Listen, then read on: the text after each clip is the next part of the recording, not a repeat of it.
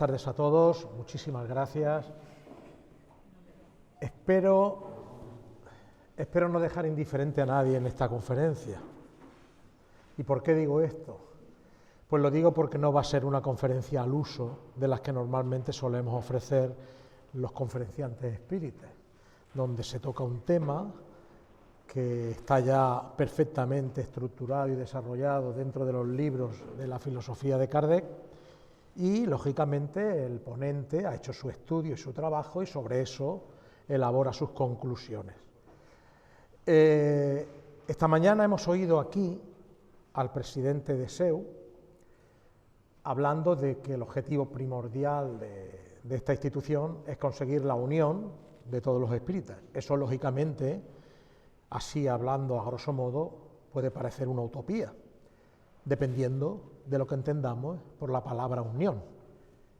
Kardec hablaba de uniformidad y homogeneidad en cuanto a la relación que los espíritas debían de tener, y se atrevió en el Evangelio según el Espiritismo a ofrecer una pauta, una recomendación, una sugerencia, que es esa que tenemos ahí: espíritas amaos, espíritas instruidos, para concretamente iniciar el proceso interior que cada uno ha de tener, aprender a amar e instruirse, para de esa manera no solamente, digámoslo así, procurar en este sentido el objetivo del que estamos hablando, de una mayor unión, acercamiento, fraternidad, relación entre todos los espíritas, sino también ampliarlo a toda la humanidad.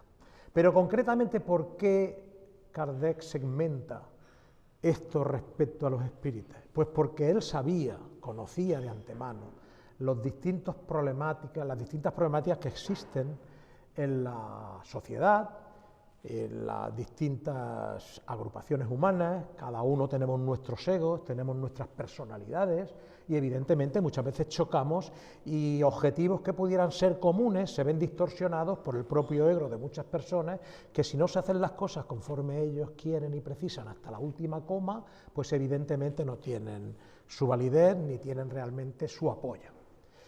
Por eso yo ahora, como digo, quizás esta conferencia va a ser una reflexión personal acerca de un tercer aspecto que no menciona Kardec en ese momento, lo menciona de otra manera en otros libros, pero no lo menciona en ese momento, y que para mí es la clave y la base de cualquier sociedad que quiera precisamente perpetuarse, cualquier institución que quiera cumplir con unos fines altruistas y objetivos, como son los deseos, donde se abarca y se amplía y se da cabida a todo el mundo, sin excluir a nadie, siempre y cuando quieran venir a participar y colaborar altruistamente y, lógicamente, con nobleza y buena intención de progresar.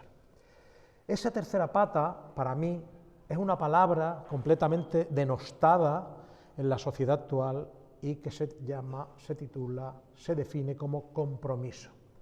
¿Por qué digo denostada? Digo denostada porque hoy existe una aversión bastante grande a la palabra compromiso, y lo vemos en la sociedad a todos los niveles, no hay que ser espíritas para entender esto. El compromiso exige, en todos los órdenes de la vida, responsabilidad, exige sentido del deber, exige, digámoslo así, que la persona toma como propia una serie de cuestiones que no solamente tienen que ver con los derechos, sino también con las obligaciones.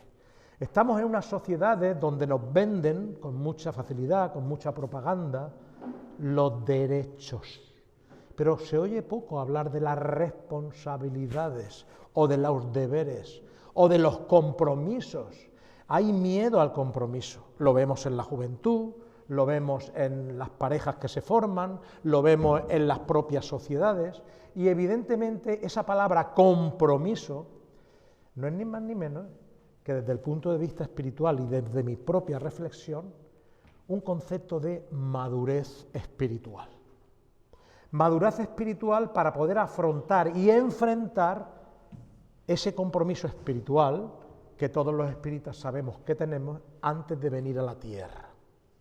Por eso digo que esta conferencia es una conferencia un poco distinta, un poco diferente.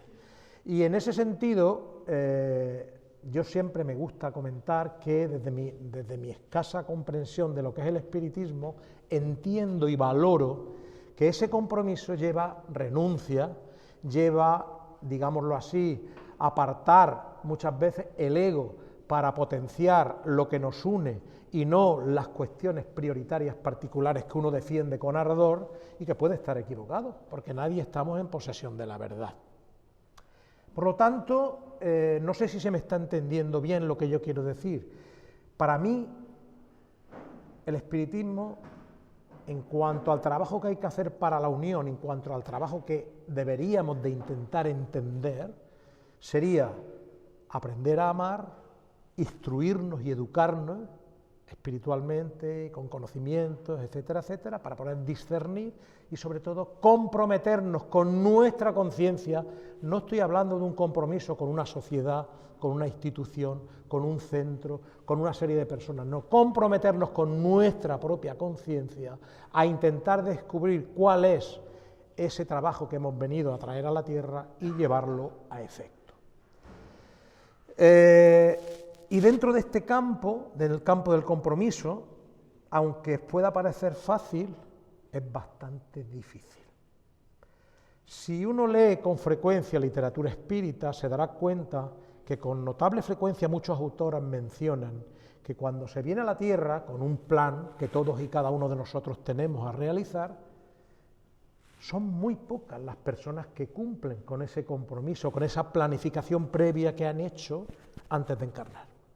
Cumplir al 80, al 90, al 100%, muy pocas porque evidentemente somos imperfectos, estamos en un proceso evolutivo de ascensión, de crecimiento, de superar imperfecciones, de adquirir mayores grados de virtud, mayores grados de depuración espiritual, etcétera, etcétera, y eso exige esfuerzo, exige renuncia, y al sumergirte en la materia, en la carne, evidentemente existen condicionantes que no favorecen precisamente el asumir eso en un nivel grande, porque exige valentía y esfuerzo. Y por eso precisamente ese es el sentido de la charla que yo quiero dar aquí hoy, pero que nadie se asuste, que no pasa absolutamente nada. Se trata de recordarnos cosas que quizás aquí ahora, en la materia, conforme estamos, no recordamos, pero que las tenemos grabadas a fuego en nuestro espíritu, en nuestro interior, porque es lo que antes de venir aquí hemos prometido cumplir. Bien, a la hora de ejecutar el compromiso que cada uno de nosotros tengamos, cada uno el suyo, evidentemente existen riesgos importantes que vamos a ver, y precisamente porque existen riesgos, voy a ilustrarlo precisamente con un ejemplo real, un ejemplo de un espírita que vivió durante la segunda década del siglo XX y que vino a la Tierra en una serie de condiciones magníficas desde el punto de vista de la labor que iba a realizar, condiciones extraordinarias, una capacidad de elocuencia maravillosa para poder hablar, para dar conferencias, como hizo así, una capacidad para escribir, artículos espíritas maravillosos, extraordinarios, como así hizo, etcétera, etcétera. Pero esa existencia se vio coronada por un fracaso. Y los condicionamientos de ese fracaso, cuando los explique a continuación, nos daremos cuenta que no tienen nada más ni nada menos que ver con la más estricta humanidad de cada uno de nosotros. Por eso tenemos que permanecer muy atentos precisamente a esos condicionamientos que muchas veces nos pueden llevar a fracasar. Estamos hablando de un señor llamado Laercio Urbano, segunda década del siglo XX, y el relato aparece en un libro muy interesante, en el cual un grupo de espíritus formado por 4 profesionales, 2 psiquiatras y 2 médicos, son llamados y requeridos para atender a este compañero espírita que se encuentra en una situación deplorable, una situación de depresión gravísima, una situación de una enfermedad terminal casi, aunque él en esos momentos todavía estaba bien, de un cáncer de próstata que está agotando y minando su salud, y sobre todo una renuncia interior y un abandono total de aquellos compromisos que él estuvo desarrollando durante 3 décadas, con los cuales se identificó, con los cuales dio ejemplo, con los cuales salía a una palestra como esta a dar conferencias y todo el mundo lo aplaudía, lo atendía y él se encontraba perfectamente, digámoslo así, significativamente lleno, porque era lo que había venido a hacer en esos momentos. ¿De dónde procede esta situación? La situación procede de que este espíritu, en la época del cristianismo, fue un aferrado enemigo de lo que era el movimiento cristiano. Cometió muchos errores y evidentemente luego fue reencarnando, como todo el mundo, tenemos errores, tenemos aciertos, vamos pasando existencia tras existencia, y entonces llegó un momento determinado en que aparece la filosofía espírita. Y él, desde el plano espiritual, que en ese momento se encuentra en el plano espiritual, piensa: si se me da una oportunidad dentro de esta filosofía espírita, yo quiero reencarnar y quiero dedicar mi vida a divulgar el espiritismo, a hacerlo correctamente, para de esa manera poder rescatar las deudas que tengo de atrás.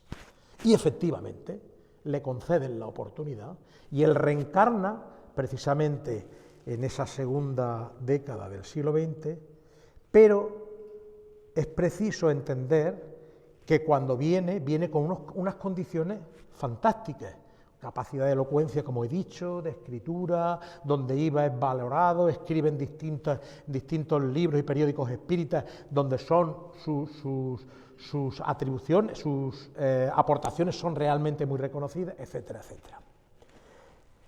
La situación por la que él ha llegado a fracasar en esta existencia, a pesar de tener todos los condicionantes para triunfar, se debe precisamente a una situación no resuelta, concretamente acontecida en la noche del 23 de agosto de 1572, la llamada y famosa Noche de San Bartolomé, en Francia, donde la reina Catalina de Médicis y su pusilánime hijo, el rey Carlos IX, desencadenan lo que se denominó como la matanza de la Noche de San Bartolomé, que no fue ni más ni menos que una guerra que se inició, una guerra de religión entre los hugonotes, calvinistas, protestantes que existían en Francia y los católicos, y que la reina alentó porque el rey, Carlos IX, a pesar de ser católico, tenía como principal consejero real al general Coligny, que era protestante y hugonote, y ejercía una influencia muy grande sobre él. Entonces, una manera de acabar con la influencia de este protestante en la corte y de aquellos otros que le acompañaban, entre los cuales se encuentra el espíritu de Laercio, que en aquella época se llamaba François Pierre, una manera de acabar con esa influencia es generar una especie de golpe de Estado de la época. El duque de Guisa, hijo de la duquesa de Nemours, instauran, mueven y propugnan el golpe, asesinan a Coligny y ahí se inicia esa noche una matanza de hugonotes de manera total y absolutamente terrible. Tanto es así que la guerra de religión, que ya se estaba alarmando en esos momentos, explota definitivamente y se lleva por delante a más de 50.000 personas en esos momentos, en la época, en unos años. Esa noche fue especialmente sangrienta. En las calles de París moría la gente asesinada, los levantaban de la cama, los llegaban, no sabían, nada más que tenían la sospecha de que alguien pudiera ser protestante, entraba el ejército, los asesinaban, los degollaban, violaban, etcétera, etcétera. François Pierre, nuestro amigo Laercio, François Pierre era uno de los consejeros de Carlos IX, de los principales, y aprovechó el momento y la situación para dotarse de un poder enorme en la corte y para, sin ningún tipo de escrúpulos, conseguir de manera venal y de manera realmente espúrea, precisamente sí, pasar por delante de quien fuera con tal de conseguir sus objetivos. No le importó matar, no le importó aquella noche torturar, no le importó aquella noche hacer violar a la esposa de uno de sus enemigos al que apresó y torturar y asesinar a sus 2 hijos menores, teniéndolo allí a él que presenciar todo ese dantesco espectáculo. Veamos un poco las condiciones en las que este espíritu está desarrollando esa situación. Evidentemente, todas las víctimas que él produjo cuando él desencarna en esa asociación, en esa encarnación, le están esperando después de la muerte. Y están esperándole para cobrarse, mediante la venganza, todo el dolor que les ha infligido, todo el daño que les ha hecho. Y evidentemente espíritus empiezan a acosarle, a obsesarle, nada más muere y tal y cual. Hasta tal punto, cientos y cientos de espíritus que, como consecuencia de la política que él llevó, murieron de manera cruel, lo tienen como enemigo, que desde el plano espiritual alguien intercede por él y de forma brusca lo conducen a una nueva reencarnación expiatoria para poderle liberar de los enemigos que le están acosando en el plano espiritual. Así se mantiene durante 3 existencias, viniendo en materias difíciles, con pruebas acerbas, con torturas, sufriendo injusticias, sufriendo dolores realmente terribles durante 3 existencias. Hasta que ya, cuando pasa al plano espiritual en la 4ª, él observa el tema del espiritismo que he mencionado antes y pide volver a la tierra para terminar de rescatar aquello que tenía pendiente. Se lo conceden y baja a la tierra. Reencarna y se convierte en un líder del espiritismo en sus tiempos, uno de los líderes que habían. Y entonces, bueno, llega un momento determinado en que él empieza a dejarse llevar un poquito por su ego. Él viene a la tierra con una esposa, traen 2 hijos también, exactamente, pero llega un momento determinado en que él se mantiene firme en su compromiso de defender el espiritismo, pero los espíritus obsesores que le vienen persiguiendo desde 3 existencias anteriores dan con él e intentan perjudicarle. Y como no pueden, porque se encuentra bajo el amparo del trabajo extraordinario que está realizando, utilizan lo que se denomina como persecución indirecta y colocan en su camino precisamente una persona para conseguir distraerlo, separarlo del compromiso espiritual que ha traído y llevarlo al fracaso, como al final consiguen. Colocan una chica joven que llega a la casa. Esa chica, inspirada por los obsesores que acompañan, que le intentan acompañar y hacerle daño, consigue seducirlo y él al final se separa de su esposa y de sus hijos y se queda con la chica, y la chica al final termina también abandonándolo, con lo cual entra en un estado de depresión porque él se percata y se da cuenta, después de tantos conocimientos espíritas que tenía, se va dando cuenta de que ha caído en la celada y en las redes de sus enemigos que evidentemente le van ocasionando todos estos problemas. A través de la pasión, la trampa de las pasiones, y no directamente a él, sino indirectamente por otras personas, consiguen llevarlo al fracaso. Porque claro, él todavía, como todo el mundo, como muchas personas, todavía tenía tendencias que no estaban corregidas del todo, pulsiones de determinados defectos e imperfecciones, que lógicamente cuando son exacerbadas o incentivadas pueden llevar a uno al desequilibrio. ¿Qué es lo que ocurre? Pues lo que vemos ahí. Los adversarios, poco a poco, los obsesores, intentan poco a poco hacerse con él hasta que se hacen con él, concretamente 2, y entonces llega este equipo del que estamos hablando, de 4 médicos, 2 psiquiatras y 2 médicos normales, para intentar ayudarle y recuperarle. Ellos visualizan el panorama que tienen delante, lo ven completamente abatido, desesperado, completamente desanimado, incapaz siquiera de orar ni de pedir ayuda, porque la rebeldía que tiene contra sí mismo es tan grande por haber fracasado nuevamente que ni siquiera ya pide ayuda a lo alto para que le asistan, para que le auxilien, y entonces es víctima total de esos dos obsesores, aparte de otras entidades que este equipo de 4 espíritus, 2 psiquiatras y 2 médicos, intentan diluir. Cuando llegan al lugar lo ven de esa manera tan deprimido, lo ven que la enfermedad, el cáncer está avanzando de manera rapidísima y él está completa y absolutamente fuera de lugar. Quien lo hubiera visto unos años antes y quien lo viera en ese momento hubiera quedado completa y absolutamente obnubilado, sorprendido. Bien.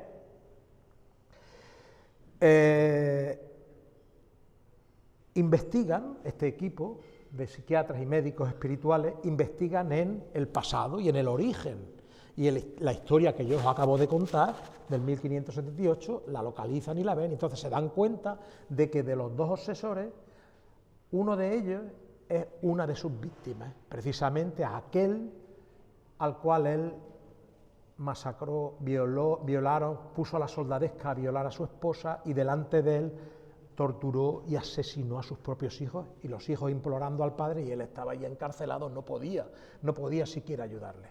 El espíritu del padre, ese padre que sufrió aquello, que también murió, evidentemente torturado, era el obsesor que no había podido perdonarle, y seguía ahí, intentando cobrarse su venganza.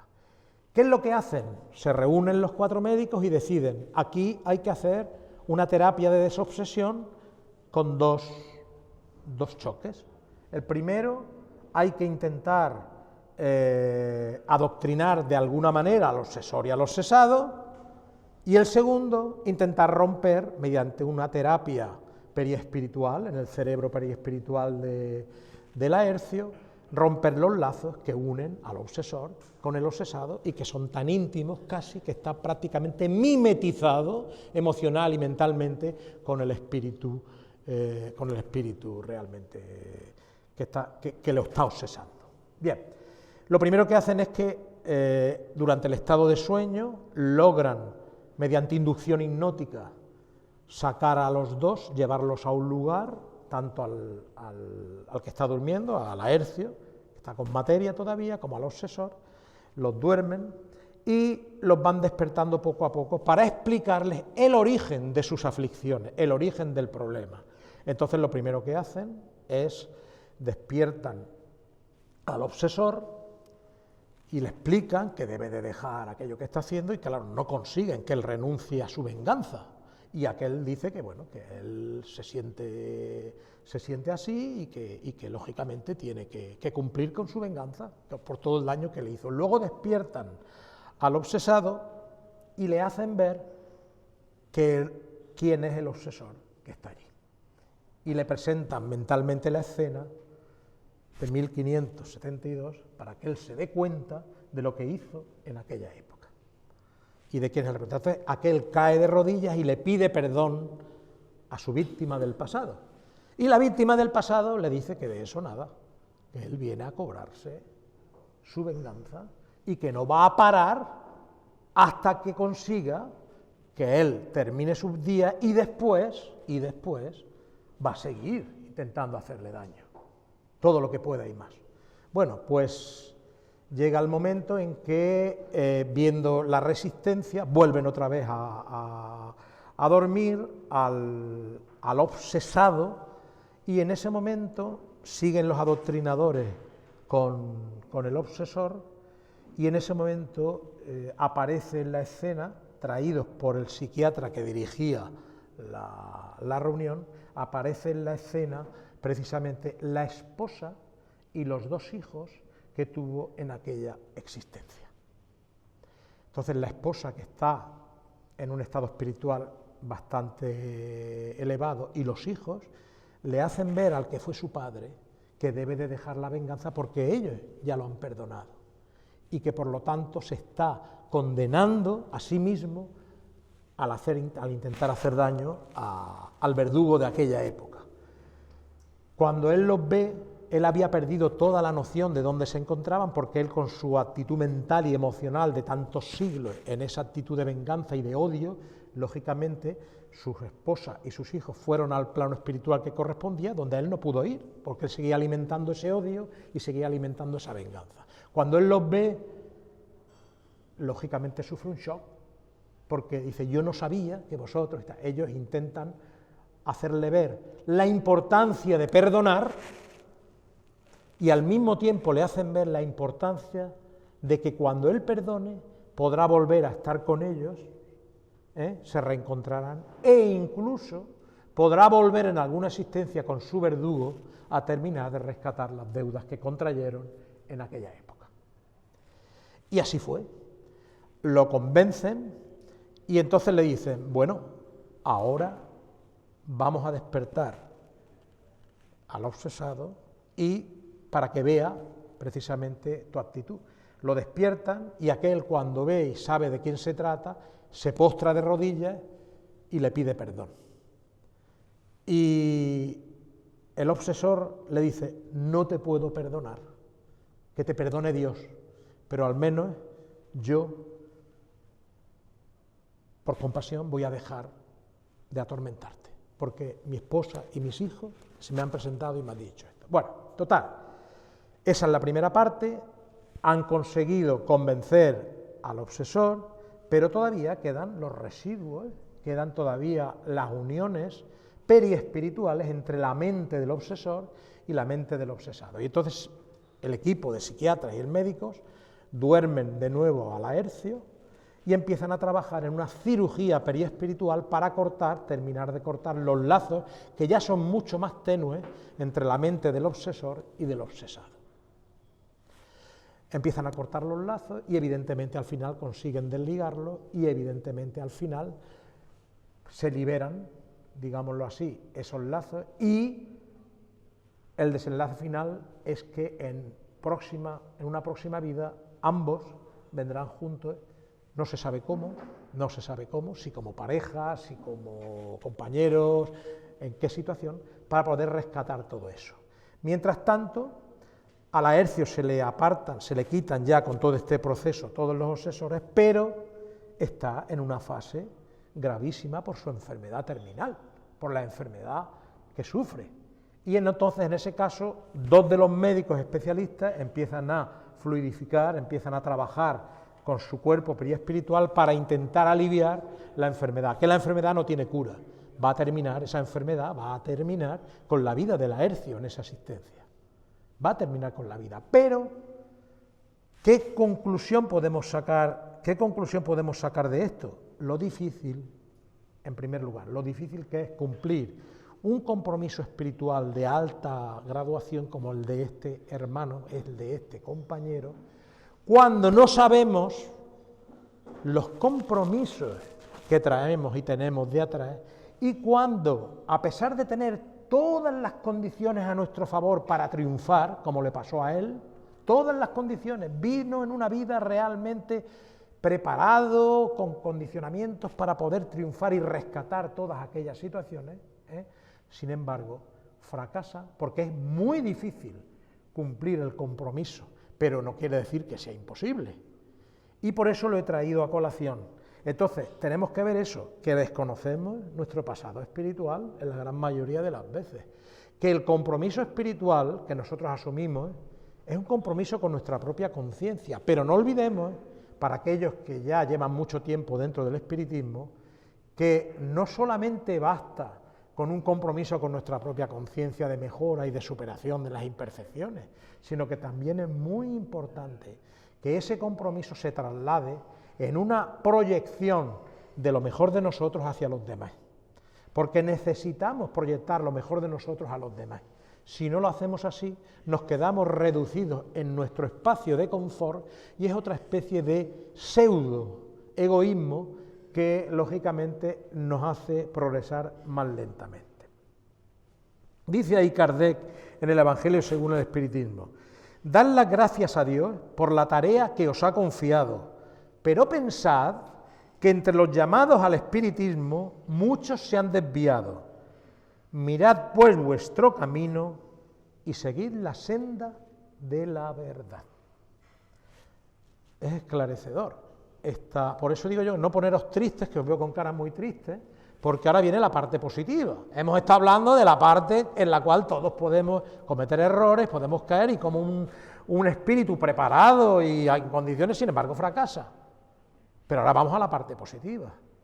¿Merece la pena el compromiso que asumimos con el espiritismo o no merece la pena? Claro que merece la pena, y lo vamos a ver en el final de la conferencia, en el final de la exposición. Claro que merece la pena, pero antes me gustaría seguir con esta explicación diciendo que nosotros no podemos hacer compartimentos estancos, separados entre el mundo físico y el mundo espiritual. El mundo físico y el mundo espiritual, nuestro propio mundo, nuestro propio espíritu es el que evoluciona vida tras vida, y en el espacio, cuando somos espíritus errantes, somos nosotros mismos. No podemos hacer un compartimento estanco de cuando estoy aquí a cuando estoy allí. El espíritu es el mismo, con sus mismos defectos, sus mismas virtudes, sus mismas cualidades, sus mismas características. Entonces, ¿qué es lo que ocurre? Si las existencias, como nos dicen los espíritus y nos dice Kardec, son solidarias entre sí, y lógicamente una acción genera una reacción, y las consecuencias de nuestros actos llevan precisamente a situaciones positivas o negativas, tendremos que darnos cuenta que el uso de nuestro libre albedrío es la clave precisamente para formar un, digámoslo así, un estado personal presente y futuro de mayor tranquilidad de conciencia, de mayor capacidad de detectar con lucidez cuál es el compromiso que hemos traído y de esa manera poder ejecutarlo. Bien, entonces es imposible no afrontar el compromiso, y muchas veces no se afronta por rebeldía, lo desconocemos, lo apartamos. Es imposible huir de la transformación espiritual que precisamos, porque la propia evolución es, digámoslo así, una fuerza que nos lleva, que lleva a todos los espíritus, vida tras vida, existencia tras existencia, relaciones tras relaciones, a buscar un mayor y más alto grado de depuración del alma. Es el impulso que realmente toda la fuerza evolutiva genera en los espíritus, absolutamente todos. No podemos huir de la transformación necesaria, podemos estancarnos, podemos retrasarnos, podemos decir, bueno, pues en esta existencia no pienso hacer nada de esto. Eso tiene consecuencias, no solamente para nosotros, sino para los de nuestro alrededor, porque hay una ley, que es la ley de justicia, la ley de causa y efecto, que pone a cada uno en su lugar, y esa ley tiene su expresión mayor no en un papel, no en un decálogo, no en las 93 tesis que puso Lutero, por poner un ejemplo, en la catedral de Wittenberg. No, esa ley está escrita en nuestra conciencia, como decía Kardec, y esa ley regula el proceso evolutivo, y nadie puede huir de su conciencia. Sabemos los espíritas que no existe ni el cielo ni el infierno. Sabemos que cuando vamos al plano espiritual, el juez mayor es nuestra propia conciencia. Y las leyes que Dios ha instituido en el espíritu son las leyes que están inscritas en la conciencia. Nadie puede huir de su conciencia, absolutamente nadie. Y si traemos un compromiso como el de él dentro del espiritismo, todavía más. Porque ya conoces, ya sabes, ya tienes el conocimiento. Así pues, todas las situaciones que podamos nosotros vivir, dentro de ese compromiso que podemos tener a nivel personal y con la doctrina, yo también entiendo que aquí pueden haber muchas personas que vengan a informarse de qué es esto del espiritismo, pero para eso ya tienen muchísima bibliografía, muchísimos libros, muchísimas personas que mucho mejor que yo les van a dar conferencias sobre lo que es el espiritismo, sobre el libro de los espíritus, el libro de los medios, miles y miles y miles. Entran en YouTube y tal, pero no es ese el objetivo de esta charla, el dar ese tipo de conocimiento, eso lo tenemos precisamente. Aquí estoy intentando hacer ver que aquellas personas que vengan nuevas y oigan por primera vez hablar de espiritismo, que no se asusten, pero que sepan que es una doctrina que no tiene dogmas, que es una doctrina que no se puede considerar una religión al uso, porque evidentemente no lo es, no tiene ritos, no tiene jerarquías, no tiene sacramentos, no tiene nada de eso, y es una filosofía espiritual que nos lleva a la evolución y a la depuración de nuestra alma para conseguir ¿qué? Mayores estados de conciencia y de felicidad interior, de paz, de conciencia tranquila y de equilibrio mental, emocional y espiritual. Por lo tanto, todo eso, para aquellos que escuchan por primera vez hablar de espiritismo, tienen mucha información, pero la llamada de mi conferencia es para aquellos que ya sabemos de espiritismo. ¿Alguna cosa? No quiero decir que sepamos mucho, pero que sabemos alguna cosa. Y nos damos cuenta de la trascendencia que tiene el tener este conocimiento aquí ahora.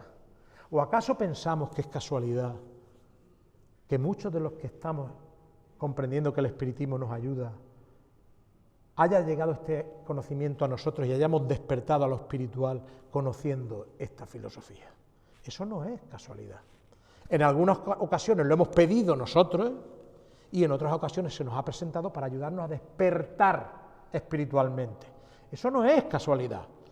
Y, lógicamente, cuando te regalan algo o te dan algo que tiene un alto nivel de valoración espiritual, como es el conocimiento de la verdad de la vida, en el sentido de que somos espíritus trascendentes, preexistentes al nacimiento y sobrevivientes al fenómeno de la muerte, cuando uno tiene la certeza y la comprensión de las bases que el espiritismo te aporta, lógicamente tú debes de intentar ser consecuente con todo eso.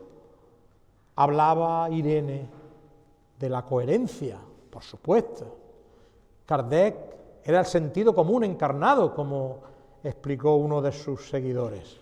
El sentido común encarnado, la coherencia. Santa palabra, coherencia. Todo lo contrario de la hipocresía. Todo lo contrario de aquellas personas que por falta de nobleza aparentan una cosa y hacen lo contrario. ¿Coherencia con qué? Con tus propias convicciones. Convicciones que no son creencias, porque el espiritismo te lleva a la convicción, no a la creencia. La creencia viene después. Cuando uno ya está convencido de una cosa, por supuesto, cree en una cosa. Pero en ese sentido, lo que yo quiero hacer aquí, ver, entender, es que no podemos dividir nuestra vida actual de nuestras vidas anteriores. Son dos mundos completamente interrelacionados. Voy a explicar brevemente, porque se nos acaba el tiempo, una distorsión que en aquella época de Kardec ya afloró y que vemos hoy en día también de una manera realmente preocupante en algunos movimientos espíritas, no en todos, en algunos. El espiritismo sin espíritu. Esa frase que hay ahí en amarillo es una frase que está sacada de contemporáneos de Kardec que aceptaron el espiritismo, pero no aceptaban las comunicaciones de los espíritus. Aceptaban el espiritismo, pero no aceptaban las comunicaciones de los espíritus. Y decían así: discutiremos entre nosotros y decidiremos en base a nuestra sabiduría, los principios que deben ser aceptados o rechazados, sin recurrir a la orientación de los espíritus. Esta frase es del siglo XIX, contemporánea de Kardec. Hubo un movimiento paralelo al espiritismo, los que decían que no querían que esto de estar en contacto con los espíritus, que era como depender de ellos, y no se trata de eso. Kardec no dice eso. Kardec está en todo momento alentando a ejercer la razón, alentando a ejercer el raciocinio, alentando a que las personas que entran dentro del espiritismo no crean eso por creer, sino que investiguen y que si algo les es útil para su vida lo incorporen. Pero, como dice Kardec también, el espiritismo surgió con la información de los espíritus. No se puede prescindir de los espíritus. Y tristemente se observa esta distorsión en algunos movimientos espíritas. Rechazan la mediunidad, la consideran algo nefasto, algo negativo, algo distorsionado, y efectivamente sabemos que hay medium mistificadores, sabemos que hay medium fraudulentos, sabemos que hay medium que engañan, sabemos que hay medium que están en connivencia con las fuerzas negativas, pero también sabemos que hay medium que son espíritus, digámoslo así, con una muy buena condición, que dan ejemplo, que son altruistas, que son capaces de ofrecer consuelo y aflicción a personas desesperadas, que son capaces de traer espíritus que dan una garantía de seguridad sobre la vida futura a aquellos que escuchan, que les cambian la vida, que les hacen despertar. Y todas estas cosas que la mediunidad nos puede aportar tenemos que ponerla en valor. No podemos únicamente criticarla o menospreciarla. La mediunidad es un valor en alza y es un valor neutro, como todos sabemos los que hemos estudiado espiritismo. Es como el cuchillo, puede servir para una cosa buena o para una cosa que no es tan buena. Por lo tanto, pongamos cada cosa en su punto. Aquellos individuos que dieron pábulo a ese movimiento en el 19 hablaban de espiritismo independiente. ¿Independiente de quién? De los espíritus. Y Kardec dice, no se puede prescindir en el espiritismo de los espíritus. Y los que están dentro del espiritismo y lo comprenden saben que así es. Porque muchas veces, aunque no tengamos mediunidades en un centro espírita, podemos ser igual o más espíritas que los centros donde solamente tienen mediunidades. Porque el espiritismo no es la mediunidad, el espiritismo estudia la mediunidad. Pero no es la mediunidad es otra cosa, es una facultad orgánica, como decía Kardec, que todos en mayor o menor medida tenemos. Muchos de estos espíritus o compañeros que sufren esta distorsión, pues lógicamente están influidos por su orgullo. Es muy fácil caer en la vanidad intelectual, en el orgullo intelectual, porque tienen mucho conocimiento de espiritismo y es muy fácil decir, no, es que mi palabra es ley, como ocurre igual con el cientifismo. Hoy en día tenemos dentro de la ciencia una rama que se suele denominar como el sacerdocio científico, también denominado cientifismo, que no admite postulados que no estén, digámoslo así, puestos por ellos. Es decir, se creen con total y absoluta sabiduría sobre la rama o la disciplina que ellos manejan. Y sí, podrán saber mucho de una cosa, pero son tremendamente ignorantes en otras muchas. Por lo tanto, aquel que se enorgullece de su saber, pues lógicamente no solamente comete un pecado de vanidad, sino al mismo tiempo interiormente te demuestra que es un ignorante. Porque como decía Sócrates, solo sé que no sé nada. O como decía Einstein, todos sabemos de cosas, pero no todo el mundo puede saber de todas las cosas. Entonces, esto hay que tenerlo claro. Bien, retornar a la fuente como solución. Cuando veamos a alguien que dice, no, la mediunidad tal, no, la mediunidad hay que tomarla en su justa medida, como un apoyo a la filosofía y la doctrina del espiritismo, como un consuelo para personas que necesitan ayuda en un momento determinado, como una comprobación y una evidencia más que real de la supervivencia del alma y de la esperanza del futuro. Todo eso nos lo da la mediunidad, que no es poco, y muchas cosas más. Por lo tanto, es importante no caer en el error de pasarse al otro extremo.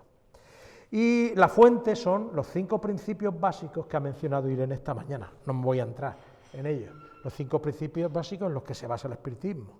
Dios, la reencarnación, la pluralidad del mundo, ella lo ha explicado perfectamente, y la comunicación con los espíritus, etcétera, etcétera. Espiritismo solo hay uno, el de esos 5 puntos básicos. A partir de ahí vamos a construir. Se admiten, digámoslo así, hipótesis, se admiten variaciones, se admiten, digámoslo así, investigaciones o tesis a consecuencia de, por ejemplo, las investigaciones de la ciencia de vanguardia. La ciencia de vanguardia está constantemente avanzando en una serie de campos que hace siglo y medio con Kardec eran imposibles. No existía entonces ni la biología, ni la genética, no existían las leyes de la hereditariedad, no existían muchísimas cosas de la física, de las matemáticas. En aquella época, siglo XIX, pues imaginemos, no existía Internet, claro. Entonces, hay que estar abiertos, una mentalidad abierta, como decía Kardec, porque la ciencia no desmiente al espiritismo. La ciencia, bien entendida y bien aplicada, no es ni más ni menos que una rama que nos ayuda a evolucionar, como decía Kardec. Y la espiritualidad, el espiritismo es la otra. Si queremos llamarle en vez de espiritismo religión, fe, lo que queramos. Ciencia y fe, por ejemplo, son las 2 ramas que ayudan al alma humana en el progreso, en la evolución interior del hombre. Bueno, ahí, para terminar con esta pequeña reflexión, dice así: las comunicaciones de los espíritus fundaron el espiritismo. Rechazarlas después de haberlas aceptado es querer derrumbar el espiritismo por la base. Si el espiritista rechazase los mensajes de los espíritus, actuaría como un cristiano que despreciase las enseñanzas de Cristo. Ojo al dato. Rechazar no quiere decir analizar, cuestionar, ni evaluar. No. El primero que dice que hay que hacer todo eso con los mensajes espíritas es Kardec. Los mensajes que vienen a través de la mediunidad han de ser analizados, han de ser puestos en valor, hay que utilizar la comparativa, hay que utilizar el lenguaje de los espíritus para saber con exactitud de qué manera ese espíritu se expresa, lo que quiere decir, porque todos sabemos que en el otro lado los espíritus son igual que los que estamos aquí, porque somos los mismos. Entonces hay espíritus engañosos, hay espíritus mistificadores, hay espíritus pseudosabios, hay espíritus frívolos, hay espíritus que se suelen hacer pasar por las mediunidades para conseguir determinados fines. Está en aquellos que estamos escuchando, en la capacidad de análisis, de observación y en el cuestionamiento de todas esas cuestiones, de todas esas ideas, el precisamente hacer un ejercicio responsable de la mediunidad para que sea útil y nos ayude a mejorarnos espiritualmente a todos. Bien, vamos a ir terminando.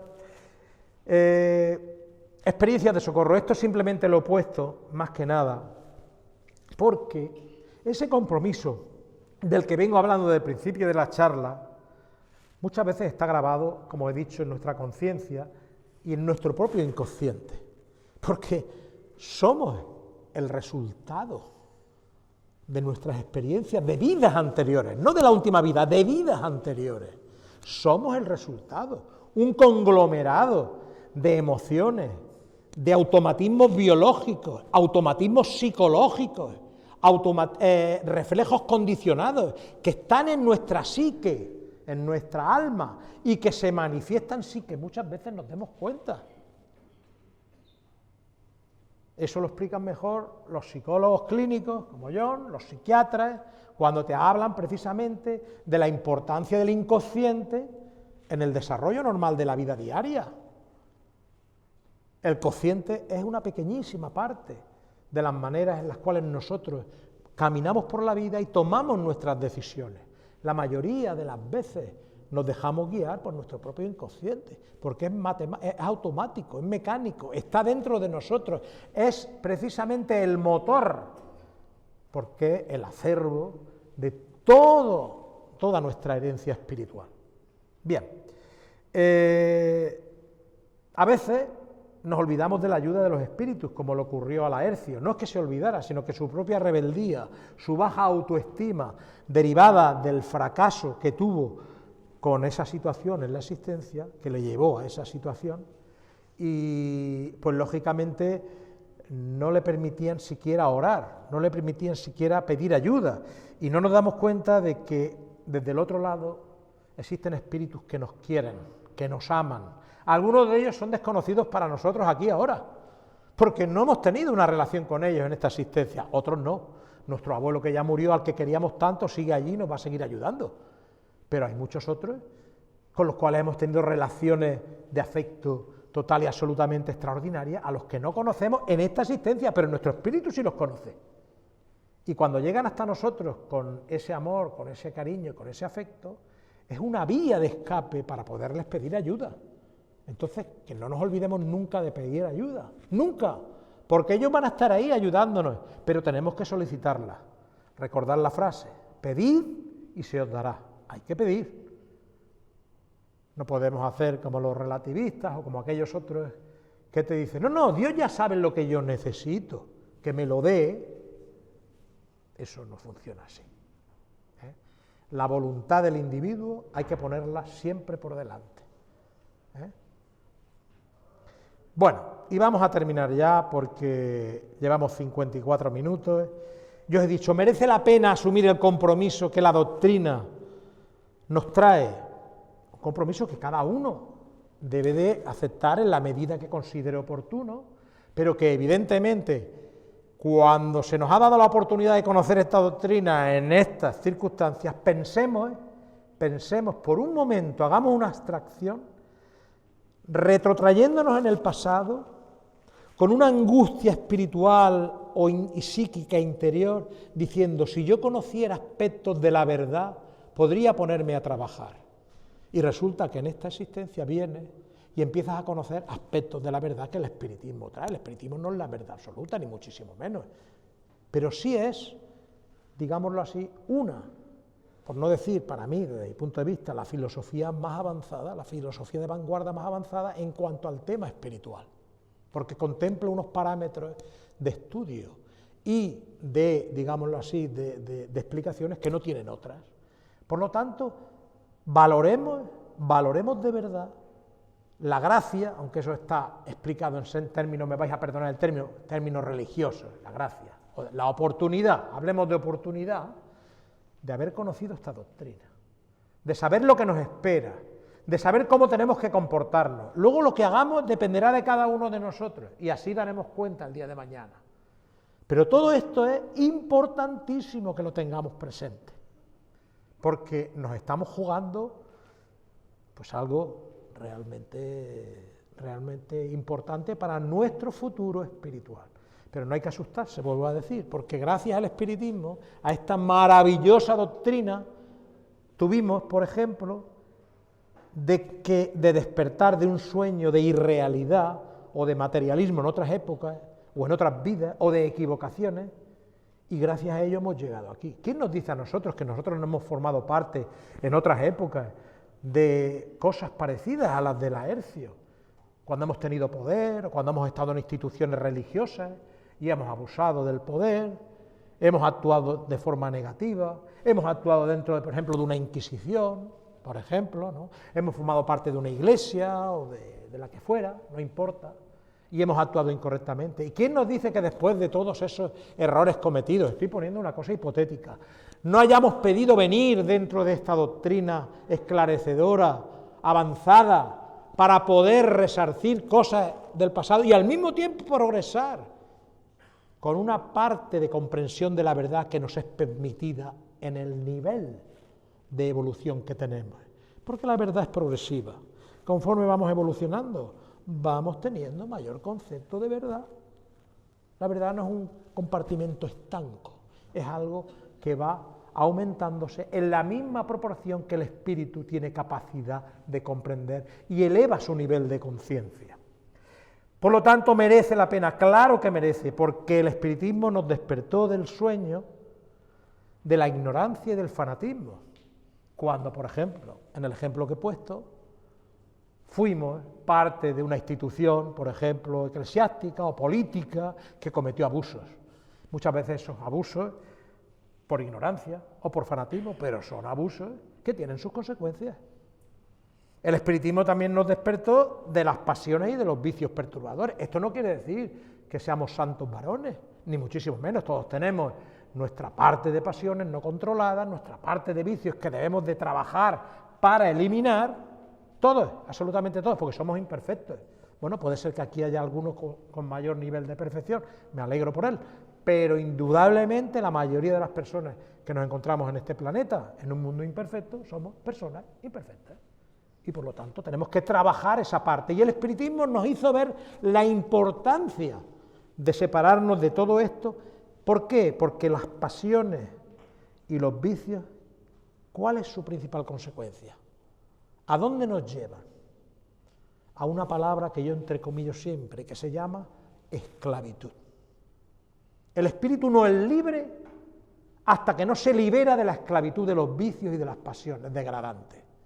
Pasiones, lógicamente, no son todas negativas, hay pasiones positivas, entusiasmos maravillosos, hay pasiones que realmente, pero estoy hablando de pasiones degradantes, vicios perturbadores, que condicionan nuestra mente y nuestra emoción y que nos llevan a fracasos como el de Laercio, por una cuestión del sexo que le ocurrió a él, en ese sentido, con esta persecución indirecta que le hicieron los espíritus a través de esta chica, que abandonó a sus hijos, abandonó a su mujer, se cayó en ese sexo promiscuo y descontrolado y luego al final pues acabó con esa enfermedad de cáncer de próstata, abandonando el compromiso espiritual que tenía, etcétera, etcétera, como ya he comentado. El espiritismo hizo todo eso para muchos. También nos libera de los errores de nuestras vidas anteriores, porque al comprender la posición en la que estamos, el lugar en que nos encontramos, como dice Kardec en una de sus obras, si alguien quiere saber qué es lo que ha sido en vidas anteriores, que se ponga delante de un espejo e intente analizarse como es ahora. Si tiene la capacidad de análisis y de reflexión y de introspección suficiente para analizarse cómo es ahora, interiormente, se dará cuenta de cómo pudo ser en el pasado. Y también el espiritismo nos acercó a la realidad de la existencia de Dios y de su justicia. Todavía hay gente, personas que a nosotros nos parece sorpresivo, pero no, personas que no creen en Dios, están en su derecho, por supuesto, pero la gran pregunta que yo me hago es, ¿no creen en el Dios que ellos han recibido por enseñanza en su iglesia, en su religión, en la sociedad o en la cultura en la que viven? ¿O no creen en ese concepto de Dios extraordinario como el creador, o como dice Kardec, esa inteligencia suprema y causa primera de todas las cosas? Es lo que mucha gente no se pregunta. ¿Por qué? Porque tristemente hay un problema que se identifica espiritualidad con religión, y la religión tiene dogmas, está creada por los hombres, tiene jerarquía y evidentemente no es lo mismo que una filosofía espiritual como el espiritismo. Por lo tanto, hay que respetar a todo el mundo y nos está ayudando extraordinariamente la ciencia. La ciencia nos está ayudando extraordinariamente en la comprensión de la existencia de Dios. Si no queremos llamarle Dios, de la conciencia universal, de la mente suprema, del arquitecto, como queramos. Ese Dios impersonal, porque no puede ser personal, porque no se puede circunscribir a una persona, ese Dios que es el autor de la obra, como el pintor, pero no la obra en sí. Él es el autor y está fuera de la obra. Tutela, sustenta, equilibra y armoniza toda su creación. Y evidentemente todos somos creados por Él, en cuanto a la parte del espíritu. El espiritismo nos acerca a esa realidad maravillosa de Dios, un Dios que está pendiente, no lo mismo estar pendiente que interviniente, pero un Dios que está pendiente de su obra. ¿Cómo no podría estar pendiente de su obra? Tiene que estar pendiente de su obra, intervenga o no intervenga en ella, pero tiene que estar pendiente de su obra. Entonces, el espiritismo nos ayuda con la inmortalidad del alma a darnos la esperanza del futuro y lo más importante, a saber que el amor no desaparece, que los lazos afectivos se continúan después de la muerte, que allí nos vamos a reencontrar con aquellos familiares a los que amamos aquí y con otros muchos que en esta existencia no hemos conocido y que nos aman del pasado. El reencuentro con nuestros seres queridos es una de las experiencias más consoladoras que sin duda ninguna podemos encontrar. Y por último, el espiritismo nos habla de la realidad y de la urgencia de nuestra transformación moral. Y bajo un estricto punto exclusivamente egoísta, Kardec menciona, creo que es en El cielo, el infierno y la justicia divina, que la imperfección del alma humana es inversamente proporcional a la felicidad del hombre. Si tú quieres ser feliz, supera tus imperfecciones, depúrate, controla tus vicios, controla tus pasiones y conseguirás el equilibrio que necesitas, la tranquilidad de conciencia precisa, la conducta recta que has de tener y sin duda ninguna andarás por la vida con nobleza, no sin obstáculos, porque el hecho de que uno adopte determinadas posturas ante la vida no quiere decir que los obstáculos van a desaparecer, no. Tenemos los obstáculos como oportunidades de progreso. Son oportunidades de progreso. No son piedrecitas que nos pone un Dios castigador o violento como los dioses mitológicos de Grecia, de Roma o de Egipto. No son piedrecitas, no es un Dios vengativo, cruel, al que le hemos lanzado todas nuestras miserias humanas. Ese Dios antropológico que realmente lo único que hace es convertirse no como un hombre, sino peor que un hombre, mucho peor. Ese Dios no existe. Por lo tanto, la necesidad de nuestra transformación moral, la urgencia de nuestra transformación moral, porque en base a la superación de nuestras imperfecciones, nuestra felicidad se abre paso en nuestro interior, en nuestra conciencia, es algo que el espiritismo pone en el frontispicio de las actuaciones que todo buen espírita debe de realizar.